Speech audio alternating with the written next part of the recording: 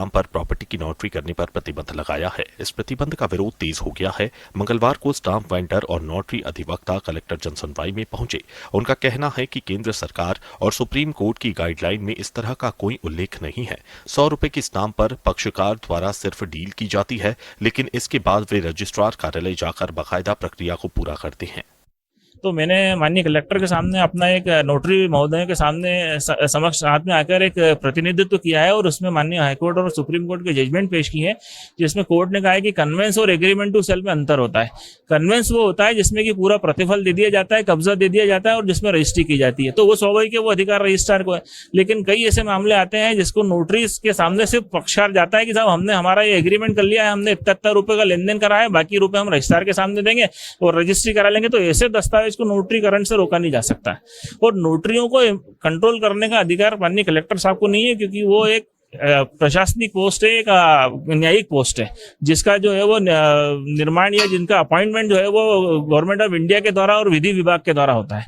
ऐसी स्थिति में माननीय कलेक्टर साहब द्वारा जो आदेश पारित किया गया है वो मेरे हिसाब से वो गलत है। हमने उसको चुनौती देने के लिए आज निवेदन करा है और माननीय कलेक्टर साहब ने हमको आश्वासन दिया है कि आप दोनों तरह के फॉर्मेट लेकर उपस्थित हो जाएं कि एग्रीमेंट टू सेल क्या होता है और कन्वेंस क्या होता है। तो वो फॉर्मेट लेकर हम 2-3 दिन बाद आएंगे। उसके बाद जो भी कलेक्टर साहब करें, नहीं तो फिर हम हाईकोर्ट में चुनौती देंगे। हम अभिभाषक नोटरी महोदय कलेक्टर को एक सूचना ज्ञापन देके आए हैं, तो उसमें बताया है कि हमारे द्वारा किसी प्रकार का जमीन का हस्तक्षेप या नोटरी के द्वारा किसी भी विक्रय विलेख का निष्पादन किया जाता है तो उसमें किसी प्रकार का अधिकार या विक्रय पत्र में नहीं दर्शाया जाता है। इसमें अगर कोई बैंक के लीगल डॉक्यूमेंट से अगर कोई लोन लिया है तो उसको नोटरी करवाना आवश्यक होता है। 1 करोड़ का सौदा है, अगर उसने 20 लाख रुपए टोकन दिया है तो उसका अनुबंध नोटरी के द्वारा किया जाता है।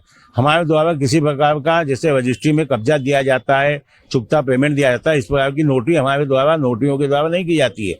हम सिर्फ अनुबंध करते हैं, शेष अनुबंध इतना है, इतनी राशि शेष है, उसका अनुबंध करते हैं। हमारे द्वारा ऐसा कोई दस्तावेज नहीं किया जाता जिससे उसको स्वामित्व अधिकार प्राप्त हो।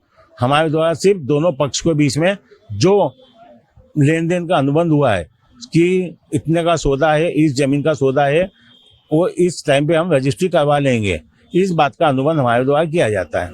हम नोटरी का ही अनुबंध करते हैं। वो अनुबंध इस बात का करते हैं कि आखिर जब भी दोनों पक्ष के बीच में चुकता पेमेंट हो जाएगा, जब वे विधिवत वो पंजीयक कार्यालय से रजिस्ट्री कर कब्जा प्राप्त करेंगे। इस मामले में कलेक्टर आशीष सिंह का साफ कहना है कि अचल संपत्ति का रजिस्ट्री के आधार पर क्रय विक्रय न करते हुए नोटरी के आधार पर क्रय विक्रय कर लिया जाता है, जिससे कई लोग धोखाधड़ी का शिकार हो जाते हैं।